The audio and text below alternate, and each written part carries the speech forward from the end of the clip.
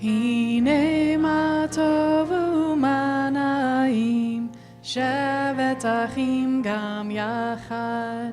הנה מה טוב ומה נעים, שבת אחים גם יחד.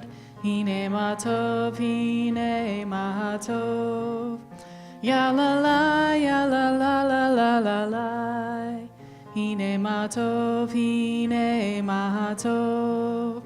יא לה לה, יא לה לה לה לה לה לה. הנה מה טוב ומה נעים, שבת אחים גם יחד. הנה מה טוב ומה נעים, שבת אחים גם יחד. Shabbat Shalom. Welcome, especially if it's your first time here ever or just in a long while, and welcome also to those who are joining us from home through our live stream. We begin our service together on the bottom of page 1 with Shir Chadash.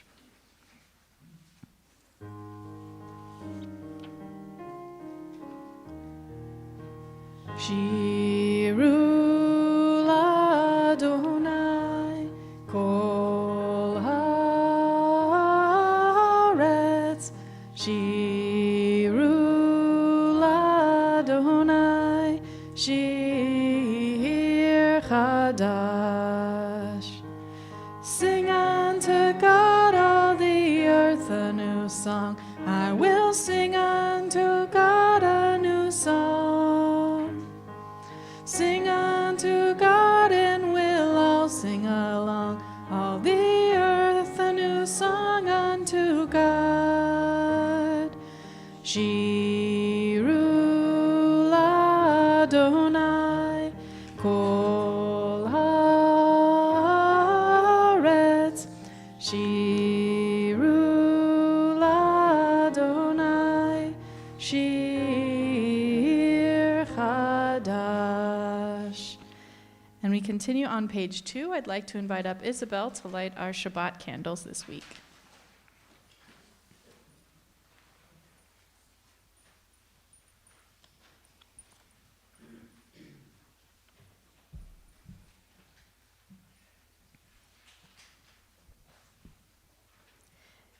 As these Shabbat candles give light to all who behold them, so may we, by our lives, give light to all who behold us. As their brightness reminds us of the generations of Israel who have kindled light, so may we, in our own day, be among those who kindle light.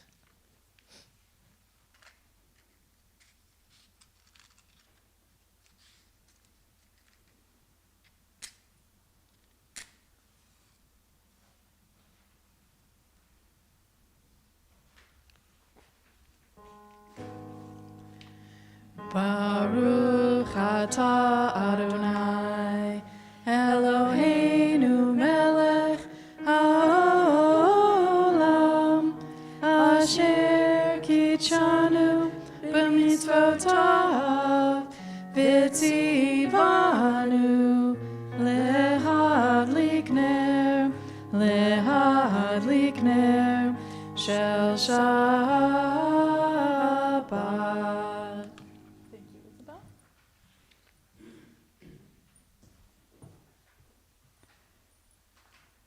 At this point in our service, we think of the week that has passed and we hold on to all of the good things from this past week. So if you had an experience that inspired gratitude, if you have some good news to share, no matter how big or how small, I invite you to share that joy with the community now. Yeah, Isabel? Deborah Cohen and I are on the JCC Book Fair Committee, and I have to say this week has been a banner week for the Book Fair. We had over 300 people for our featured speaker, and we had over 80 people for the cookbook speaker for dinner. It was incredible. Yeah, it's been just an incredible year. I know that the 5400 Club has Zoom presentations. They've gotten a tremendous response. Awesome. I'm glad things are going so well with the book club. Good work. Yeah, Lori? We just came back from a wonderful 2.5 weeks in Spain and Portugal. Welcome back. Our grandchildren come tomorrow.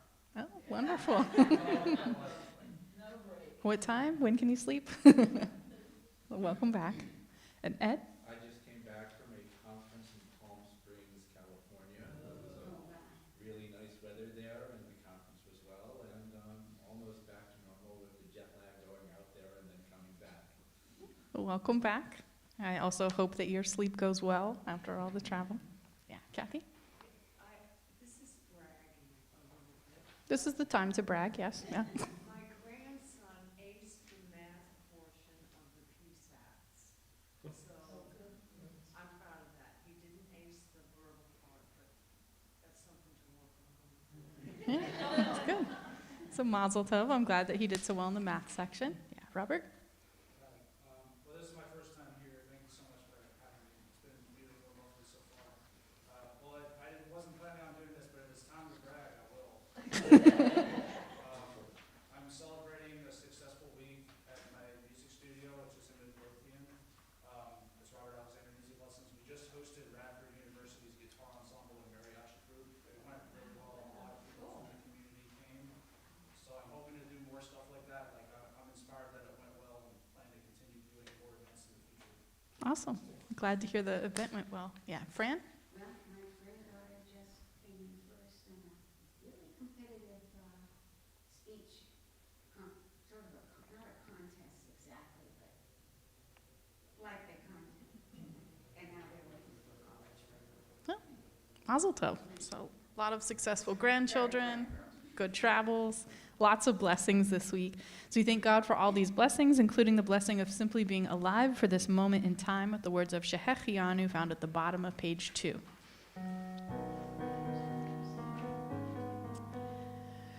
Baruch atah Adonai Eloheinu melech haolam Shehechianu v'kimanu v'higianu lazman hazeh. Baruch atah Adonai Eloheinu melech haolam Shehechianu v'kimanu v'higianu lazman hazeh. Amen.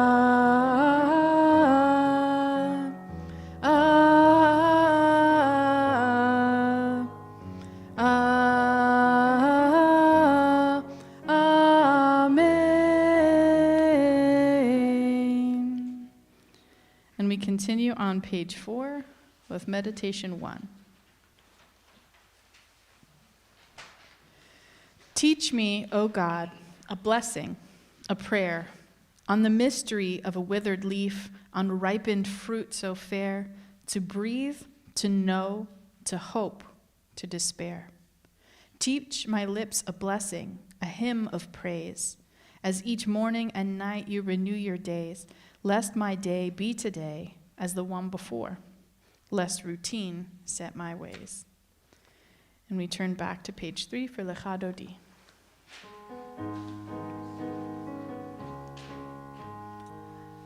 Lecha Dodi likrat kala, Pnei Shabbat nikabela. Lecha Dodi likrat kala, Pnei Shabbat nikabela. Lecha Dodi likrat kala, Pnei Shabbat nikabela. Lecha Dodi likrat kala, Pnei Shabbat nikabela. Shamor v'zachor b'dibor echad, Hishmi'anu el hamiuchad, Adonai echad u'shemo echad, L'shemo tiferet v'litila. Lecha Dodi likrat kala, Pnei Shabbat nikabela. Lecha Dodi likrat kala, שבת נקבלה. לקראת שבת לכוון אלך, כי היא מקור הברכה, מראש מקדם נסוכה, סוף מעשה במחשבה תחילה. לך דודי, לך דודי לקראת כלה, פני שבת נקבלה. לך דודי לקראת כלה, פני שבת נקבלה. התעוררי, התעוררי, כי באורך קומי אורי, אורי, אורי, שיר דברי, כבוד אדוני עלייך נגלה. לך דודי, לך דודי לקראת כלה, פני שבת נקבלה. לך דודי לקראת כלה, פני שבת נקבלה. We rise together and face the entrance to symbolically welcome in the presence of Shabbat. בואי ושלום עטרת בעלה, גם בשמחה ובצהלה, תוך אמוני עם סגולה, בואי חלה, בואי חלה. לך דודי, לך דודי לקראת כלה, פני שבת נקבלה. לך דודי לקראת כלה, פני שבת נקבלה. And we remain standing for the official call to worship, the Baruch Hu, on the bottom of page 4.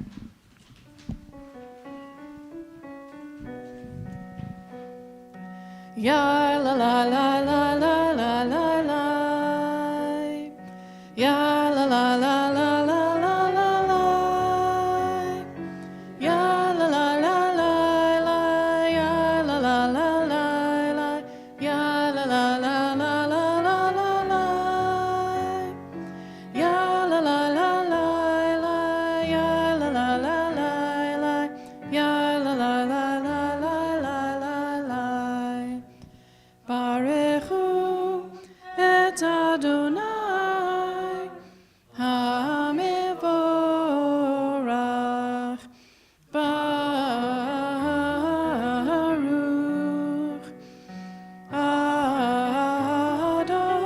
Adonai HaMevorach, HaMevorach Leolam Vaed. HaMevorach, HaMevorach Leolam Vaed. Please be seated. We continue in the middle of page 5 with Roll into Dark.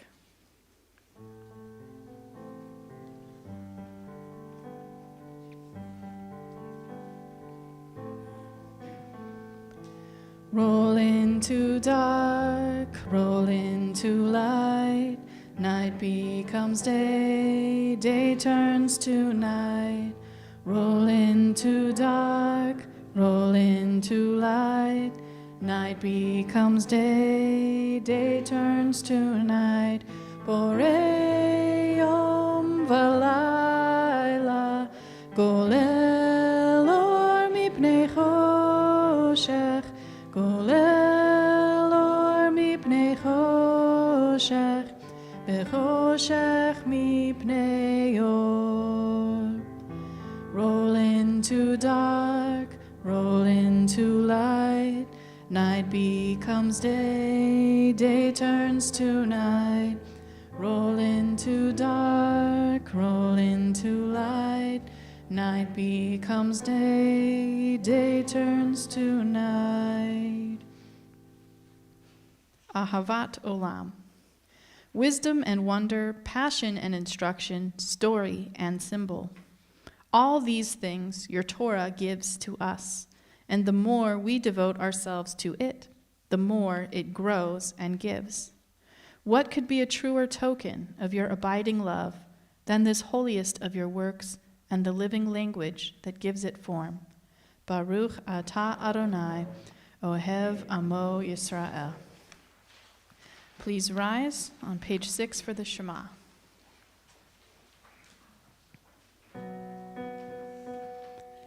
Shema Yisrael Adonai Eloheinu Adonai Echad. Shema Yisrael Adonai Eloheinu Adonai Echad.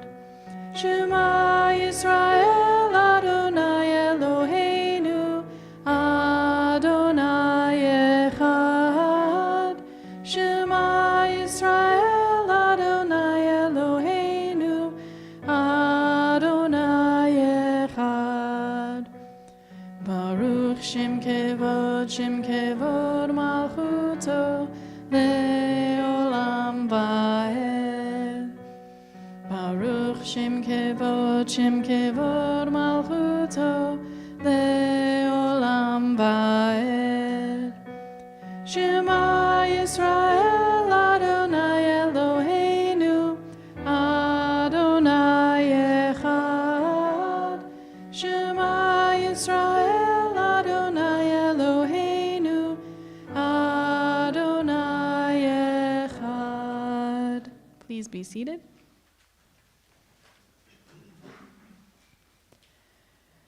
Ve'ahavta et Adonai Elohecha bechol levavcha uvechol nafshecha uvechol me'odecha ve'hayu hadvarim ha'ele asher anochi mitzavecha hayom al levavecha V'shinatam levanecha, v'dibarta bam, v'shivtecha b'veitecha, uv'lechtecha v'aderech, uv'shochmecha uv'kumecha, uv'kshartam leot al yadecha, v'hayu letotafot b'neinecha, uchtavtam, Amezuzot beitecha uvisharecha leman tizkeru vasitem et kol mitzvotai vitem keroshim lelohechem ani Adonai Elohechem asher hotzeiti etchem me'eretz Mitzrayim Lehiot lachem Elohim, Ani Adonai Elohechem. We continue the top of page 7 with reading B. Sing the song of men and women, all people, joined in understanding and respect. The song of God's miracles, an earth protected and cherished, a gift for our children and the generations to come. The song of a land once ravished by war, now quiet and content. Her soldiers home to leave no more, the song of a world redeemed, the song of peace. We continue with Micha Mocha.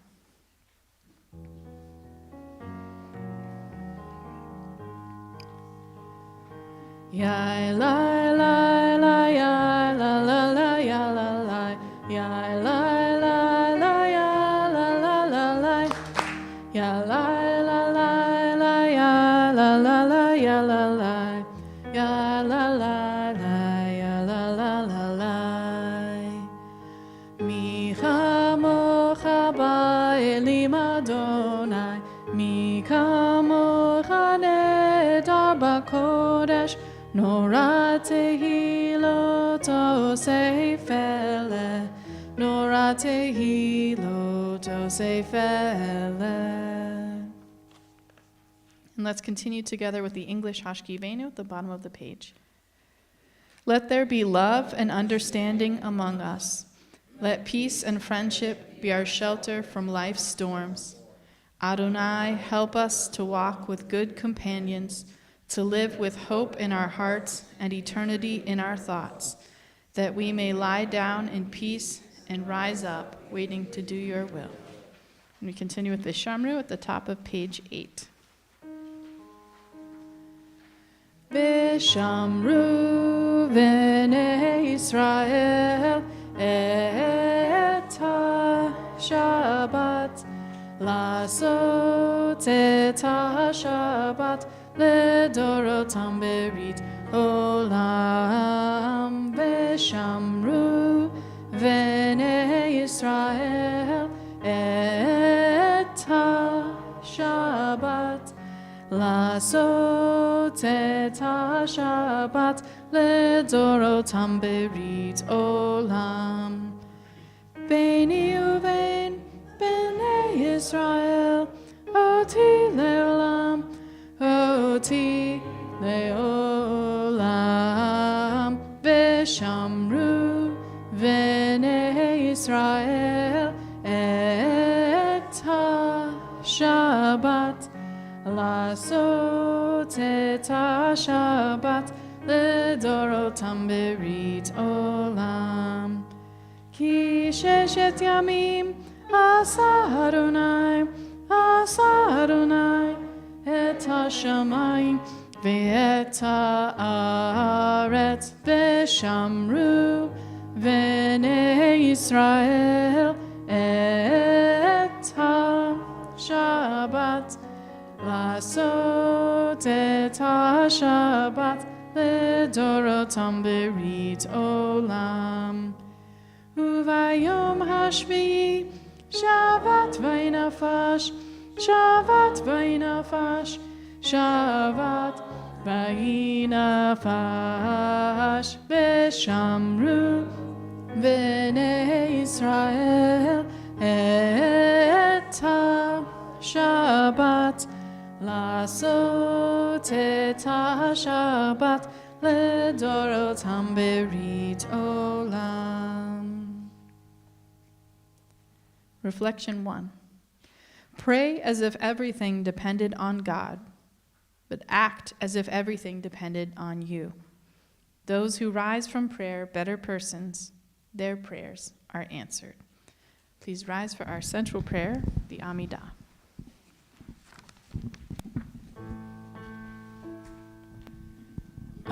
Adonai, sefatai tiftachu fi agi tehilatecha. Adonai, open up my lips, that my mouth may declare your glory. Baruch atah Adonai, Eloheinu v'Elohei avotenu v'imotenu, Elohei Abraham, Elohei Yitzchak, v'Elohei Yaakov, Elohei Sarah, Elohei Rivka, Elohei Leah, v'Elohei Rachel, Ha'el Hagadol, Hagibor be'anura, El Elyon, Gomel Chasadim Tovim, V'konei Hakol, V'zocher chasdei avot ve'imahot, u'mevii geula livnei bneihem, למען שמו באהבה, מלך עוזר ומושיע ומגן. ברוך אתה אדוני, מגן אברהם בעזרת שרה. אתה גיבור לעולם אדוני, מחיי הכל אתה רב להושיע.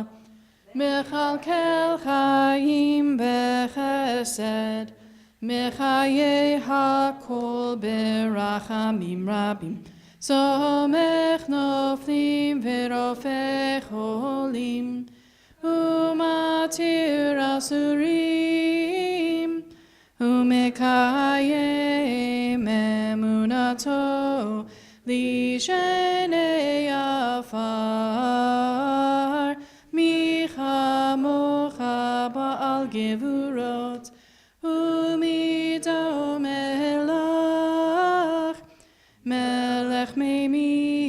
ומחיה ומצמיח ישועה ונאמן אתה לחיות הכל ברוך אתה אדוני מחיי הכל.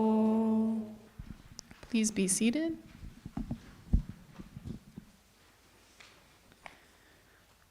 We continue with a quiet moment for personal prayer or reflection.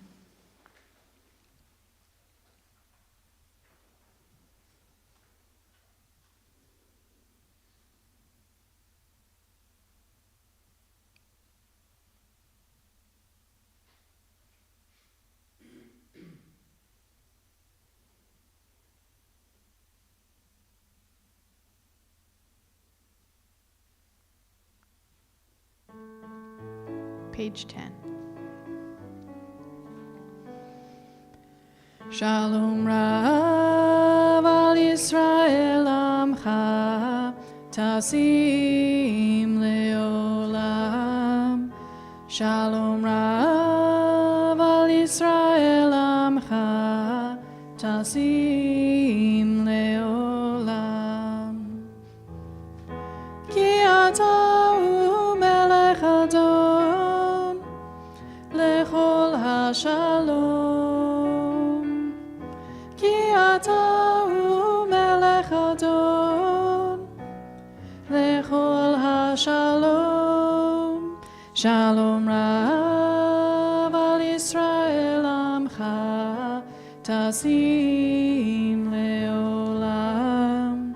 Shalom Rav al Yisrael Amcha Tasim Leolam. V'tov be'einecha levarech et amcha Yisrael bechol עת ובכל שעה בשלומך. שלום רב על ישראל עמך תשים לעולם. שלום רב על ישראל עמך תשים לעולם. תשים לעולם. תשים לעולם.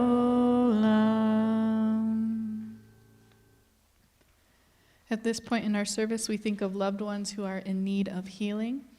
Tonight, we think especially of Alan Arkava, Alyssa Freeman, Amy Kane, Jonathan Prupis Kern, and Alex Simon.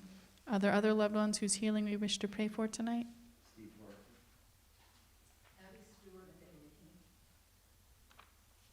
Michael Holman.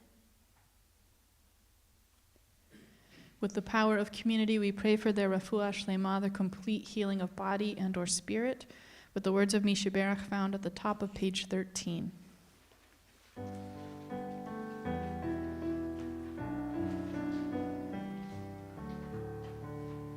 Misha Berach Avotenu Mikor HaBracha Leimotenu. May the source of strength, who bless the ones before us, help us find the courage to make our lives a blessing, and let us say Amen. Misheberach imotenu mikor habracha leavotenu. Bless those in need of healing with refuah shlema, the renewal of body, the renewal of spirit, and let us say Amen. So tonight I prepared sort of a half sermon, half discussion. I spent the whole day trying to figure out which one I wanted to do. Do I want chocolate? Do I want vanilla? And I wanted a swirl. So it's kind of a discussion with a long intro, let's call it that. So in the intro, I'm going to reference a lot of different biblical stories very quickly, sort of like catching you up on like a soap opera, all the past characters from past seasons. So we're currently in the book of Genesis, the first book of the Torah, which contains many, many stories about favoritism between siblings. The story of the very first siblings, we have Cain and Abel, right, Adam and Eve's kids. They had a sibling rivalry. Cain thought that even God was favoring his brother and was really jealous and then murdered him, as happens sometimes between siblings. We jump forward a little bit, right, to the story of Joseph, which is a couple portions past this week's portion, but it's like the most famous story about sibling rivalry and jealousy and all of that. So Jacob, who is in this week's portion, he has 12 sons. Joseph is his favorite. It's very clear. All of his other brothers hate him. They also think maybe we should murder him. And then they decide, let's just sell him into slavery. So those who grew up without siblings may not understand where all of this hatred comes from. But some may know from personal experience what it's like to have to share parental attention, affection, and family resources with siblings. But there's really more to it that's creating the situation we have in this week's Torah portion, which is focused on Jacob's family. So if we want to go back to the beginning, where does this dysfunction come from? Maybe we'll go back to Jacob's grandmother, Sarah, right? She had some issues with her husband's other baby mama and like sent them both away. And so little Isaac, right, saw his half-brother banished. And the Torah never really talks about the emotional turmoil that happens when suddenly you had a brother and now you don't really anymore. And it also doesn't talk about the trauma that happened shortly after that, where his own father almost sacrifices him on a mountain. So Isaac's pretty silent about all of his childhood trauma, but we may be seeing some hints of it come up later.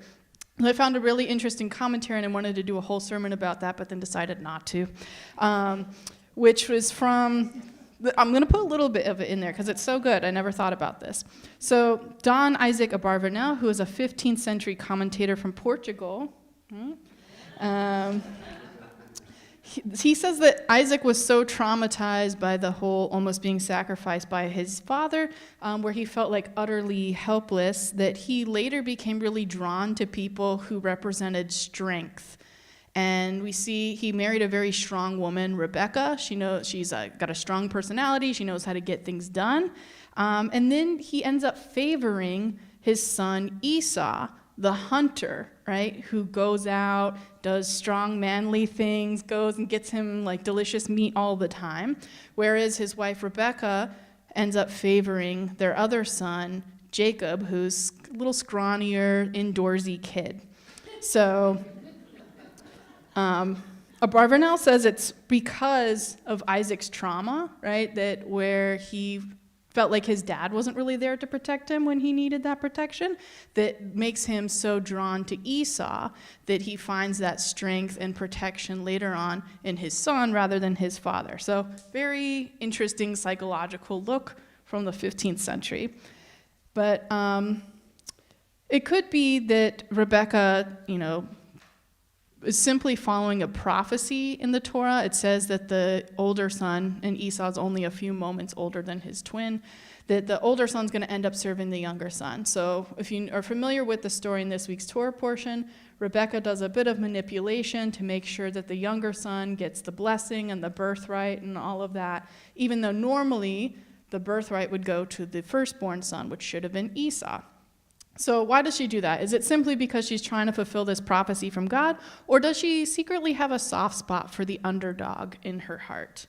And I think this underdog theory isn't all that outlandish considering all the other stories in the Torah that seem to favor the underdog.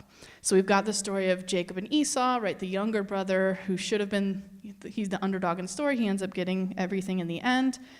We have that story plus the central story in the Torah is the Exodus, where we're clearly rooting for the underdogs, the Hebrew slaves, rather than the Egyptian oppressors. And then later on in the Tanakh, right, in the Hebrew Bible, we also have stories like David and Goliath, where you have this scrawny little one, right, you don't expect to win, who defeats this giant, a much larger, older, and stronger warrior.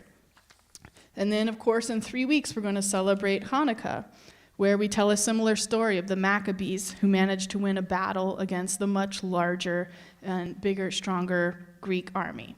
So a lot of Jewish history is telling the story of the underdog because so much of our history involved us being vulnerable minorities living under the rule of others.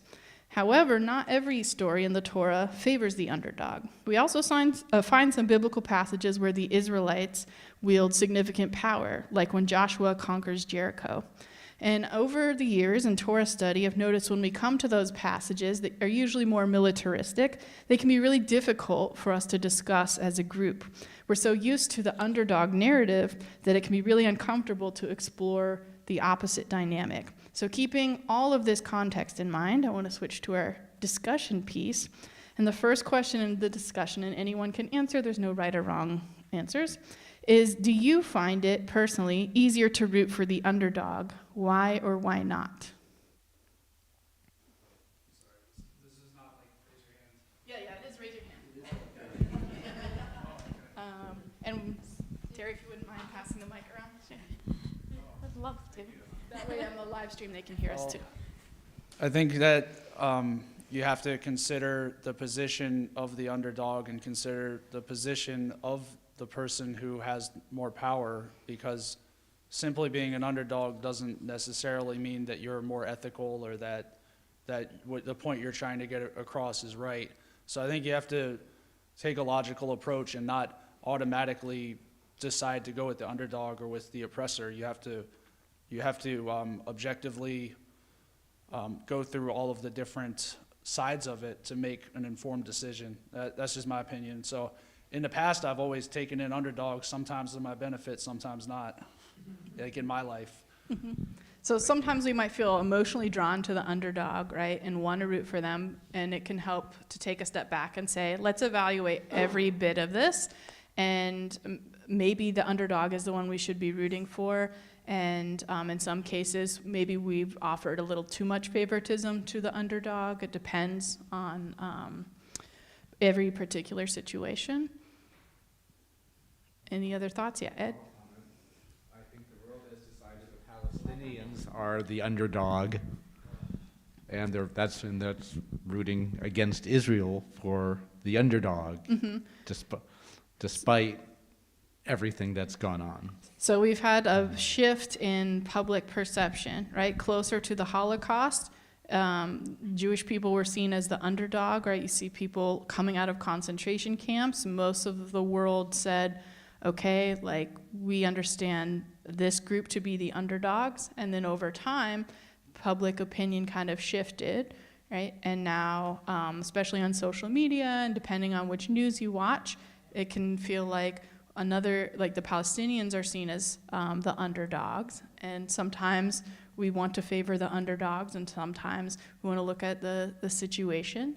Are there any other examples of rooting for underdogs, maybe sports teams or, yeah.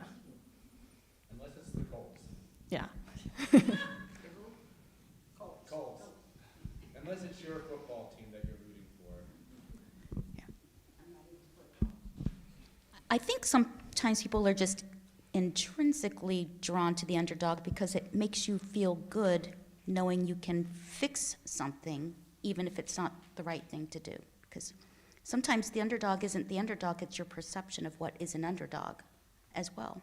So I think that's a great, right, for really stepping back and evaluating things, figuring out, is anyone truly an underdog, right? Sometimes we might look at someone and think, you need help, right? And they're actually quite okay. It's just we put that onto them that they should be doing things a little bit differently. So sometimes we create underdogs in our minds who may not see themselves as underdogs. Any other things you want to add about whether it's easier to favor underdogs? I don't want to hog it, but I have one more thing. I have to wait for me to run Oh, whoops. Sorry. Thanks. like, it also is going to depend on the context. We could get pretty deep into it. You probably don't want to go too far, but just one other example. If you're looking at, say, the scenario is a business, obviously, I think we're going towards the Palestine-Israel thing, which needs to be discussed. But if you're looking at a business, you can't take underdogs. If you do, then your business will fail, or because you're counting on being able to improve them. That doesn't always happen. So a smart person who's looking out for their best interest probably isn't going to hire underdogs. If they do, there's a 50-50 chance that the underdog is going to be capable of improving. So that's like a difficult reality to face when you have sort of like that paternal or maternal instinct that makes you want to reach out and help this person.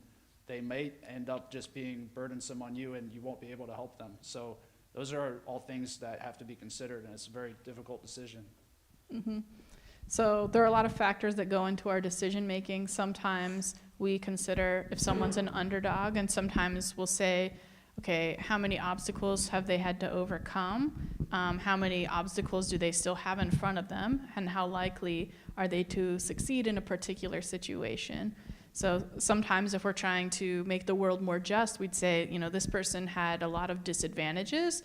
Let me go and specifically hire them and offer them extra support. And then sometimes if you're running a business, you might be exhausted and feel like you can't offer extra support, and you just need someone who already has done that job and has all the connections that would make it easy for them. So that's another thing to consider. Margaret? Yeah, I think it depends on what the circumstances are well, it's the context, but also what creates the underdog and what creates the stronger, the main character or the stronger character. Sometimes the underdog could be caused by someone not willing to do the work, someone isn't motivated, so they're kind of the underdog, but it's kind of their own making. The underdog is usually the one I would go for, but not, sometimes it's of their own making, and a lot depends. So framing is a big part of it, right? Are they the underdog because they've had to overcome more challenges, or could someone else see them as the underdog because compared to others, they're not doing as well, but part of that is that they haven't put in the same effort or time that someone else in a similar field may have done. So maybe motivationally, they're the underdog at that moment, and they might get more motivation later. Stan? I think everybody's going to know that there's some people that are more powerful than them, and some people less able than them.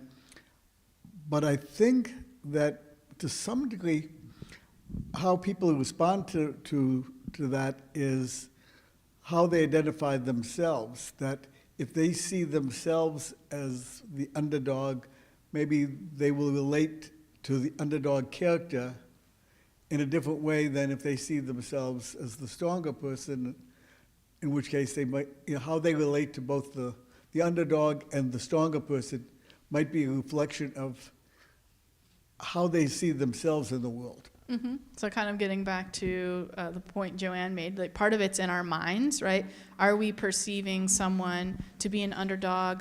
Are we perceiving ourselves to be the underdog and therefore want to side with other underdogs? Or are there other circumstances? Yeah, Ron? Whenever I read these biblical narratives, I always think that part of the intent on Torah is to shift the power to the youngest son, because the eldest had all the power in the ancient world. And even into modern times, with the laws of primogeniture both in England and the United States, the elder son always inherited the plantation and such. And what I always wonder is, what would have happened when Sarah asked for Ishmael to be banished, if Abraham had just said, "No, they're both my sons"? And what would have happened how would the world be different if Esau and Jacob, when we came to that crucial juncture in biblical history, if Jacob had simply said, no, they'll both share the inheritance equally. I mean, it's just a thought experiment, but whenever we're having all these troubles in the Middle East, I always look back to that biblical narrative and say, you know, maybe that was the crucial point in all of biblical history when one son was chosen over the other. So that's a good point, right? Could we, if we had a time machine, could we go back and make it so that no one felt like the underdog, right? That it felt like there was equality within the family system and equality in society, right? Could probably avoid a lot of conflicts, a lot of brothers selling each other into slavery and murders and all of those things. Less exciting story, but much healthier lives. So second question is, what connections do you see, if any? If you didn't get to share your thoughts on the first question, you can work that into the second question. What connections do you see, if any, between the theme of rooting for the underdog and the theme of parents showing favoritism among siblings? Lisa, did you want to answer the first question? Not gonna touch that one with a 10-foot pole. Move on to question 3. No. Do you see any connections, or? Nope. Not a one. Yeah, Isabel?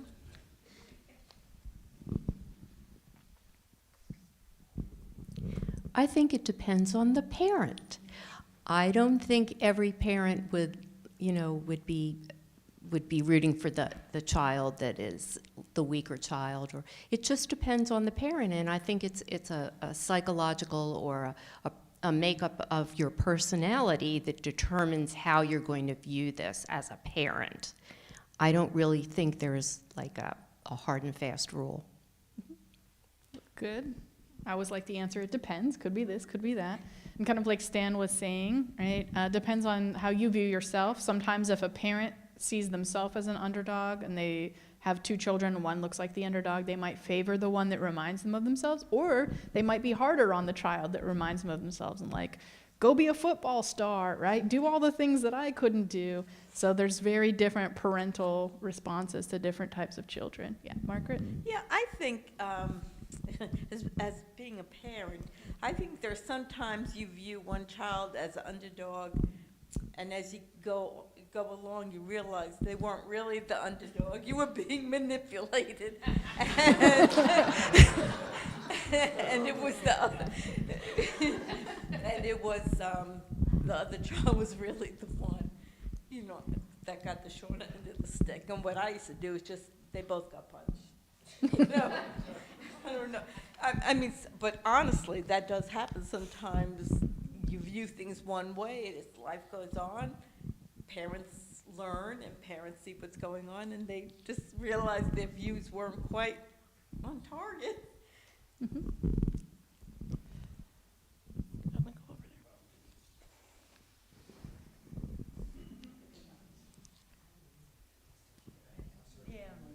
Right. Yeah. Well, I was thinking about having come from a family with a sibling that was an extreme underdog, and which I think they call now the target child, the one that gets all the attention because they need it.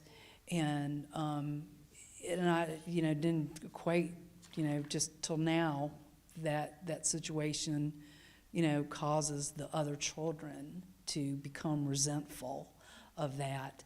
And it's not till you're older and outside of the situation that, you see how, you can't help it when you're a child and you long for that attention. But then as you reach, adulthood, you realize, that the child, that whether it was the underdog, needed that attention, and you feel almost guilty and selfish, for thinking, that you needed it, even though all your children need it too. But definitely when you have a child that has issues, that it creates a whole different dynamic in a family. Mm-hmm. Yeah, I think that would be really interesting to explore. I have a friend who does something called bibliodrama, where you kind of enact Torah stories and relate them to modern things. So it'd be really interesting to see people act out Joseph's family, right? What if all the brothers realized that Joseph needed that extra attention? Like, how would that change their family dynamic later on. Yeah. So my family of origin, I'm the oldest of 4, and the rest are boys, and so child number 3, yeah. Child number 3 had a craniosynostosis, which is when there's no soft spot. So he had neurosurgery when he was really young, and he was always my mom's favorite child and her confidant. So, you know, I understand that. Yeah. All right, and third and final question, and we can tie everything together if you'd like. Do you think Rebecca in this Torah story was right to favor Jacob, the scrawnier twin? Why or why not?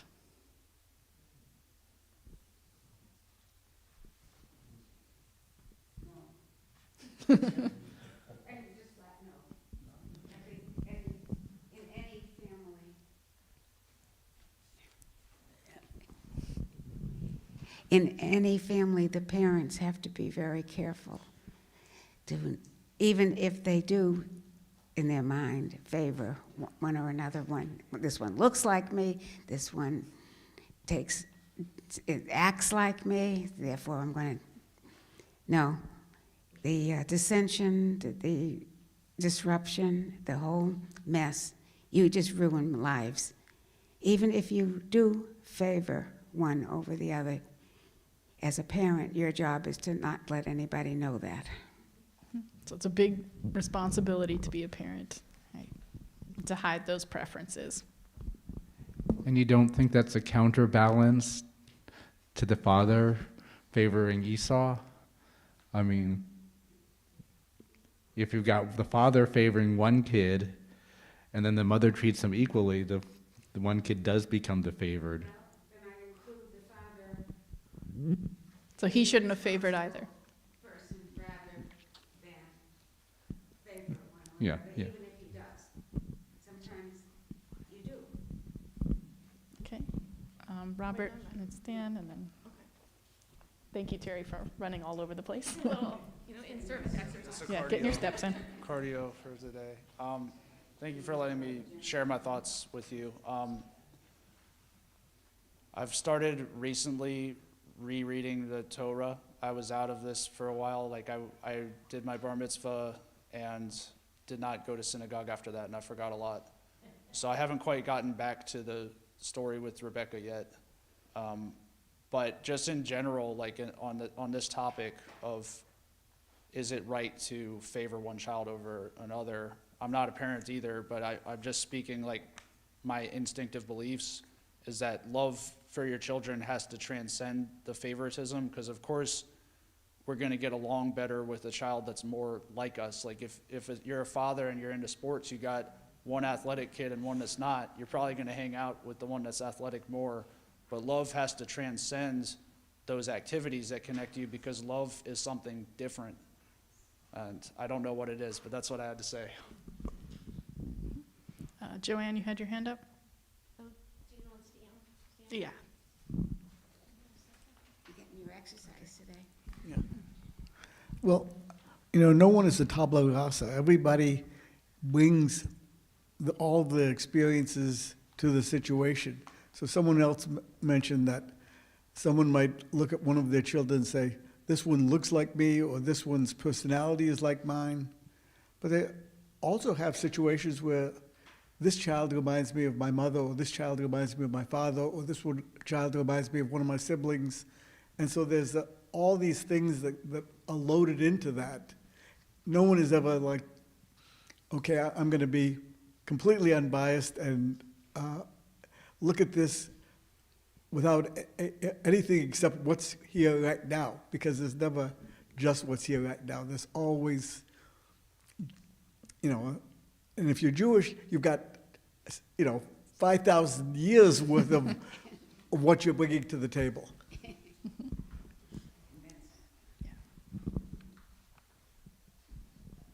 So I think sometimes you have to just think of the context, because back then, they were trying to decide who's going to lead the next people, who's going to, and so who's the best business person to take over. So between our two foreparents, trying to come up with who's who's their favorite, I think they were thinking business, and they weren't thinking personally. Whereas now we look back and we go, oh, you would never do that, because we're not faced with that sort of dilemma anymore. And I just want to say personally that the child that's most like your personality is not always the one that you get along with the best.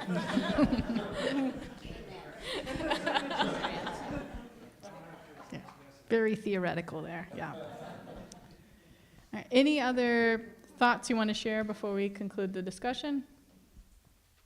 Yeah, Isabel?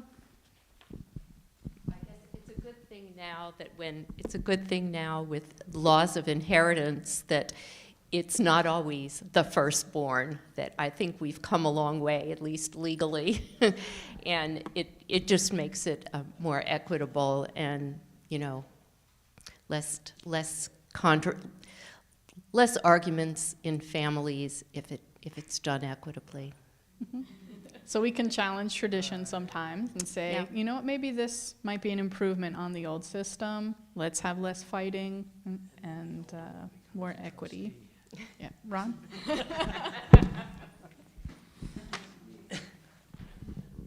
I just think back to Jacob's deathbed, in which he confers his, quote, blessings, unquote, onto each of his sons, in which he basically criticizes every single one of them for something or another and finds flaws in almost all of them.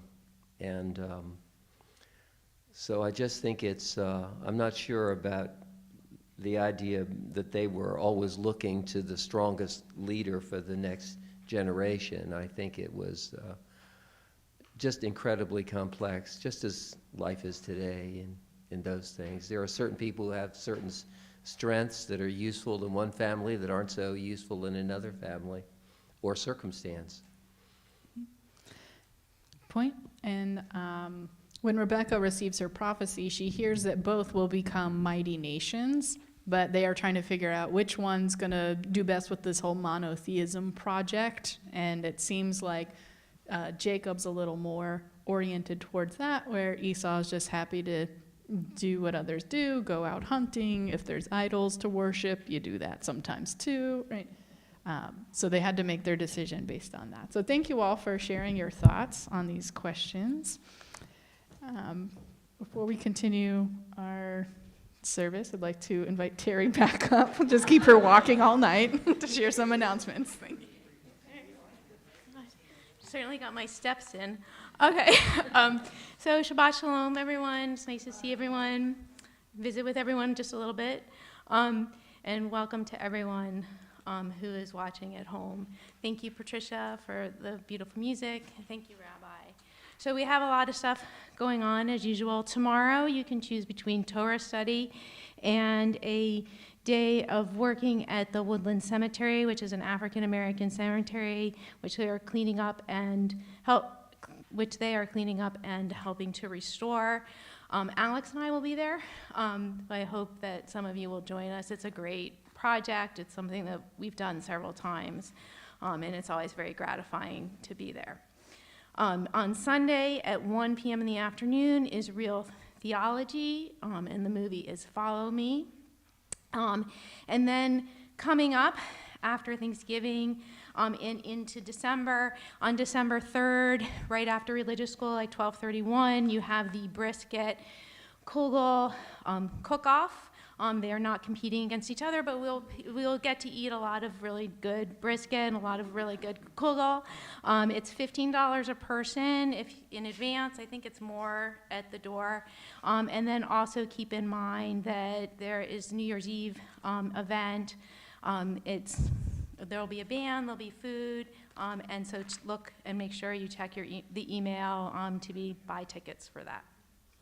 And I believe that's it. Thank you, Terry. So now we continue our service together with Aleinu on page 14. Please rise for the Aleinu prayer.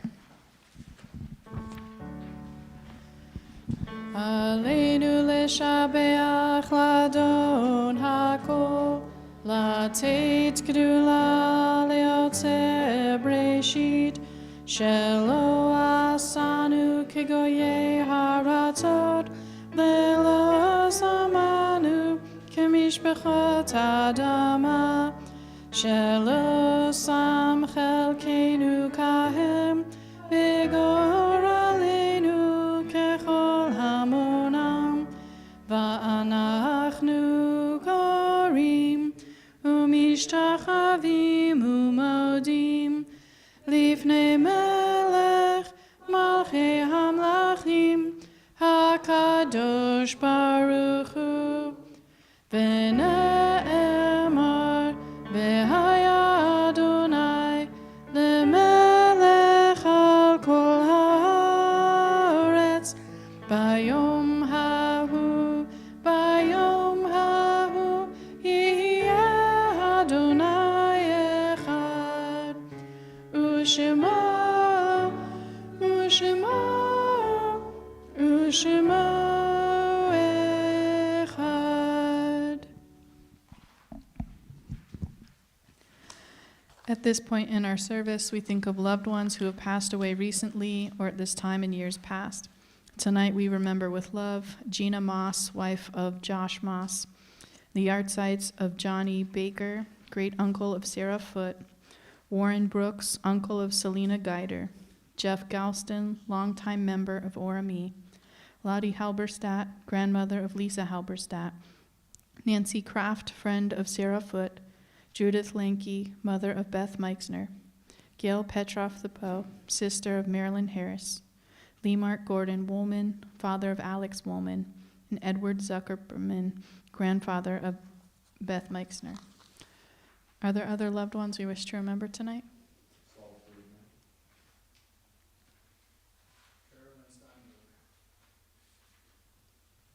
Zichronam livracha, may their memories always be a blessing. We remain standing as a community of support for the Mourners Kaddish on page 15. Yit gadal v'yit kadash shemei rabbah, v'alma divrach hirute v'yamlich malchute, b'chayechon uvyomechon, uv'chaye dechol beit Yisrael, ba'agala v'izman kari v'imru amen.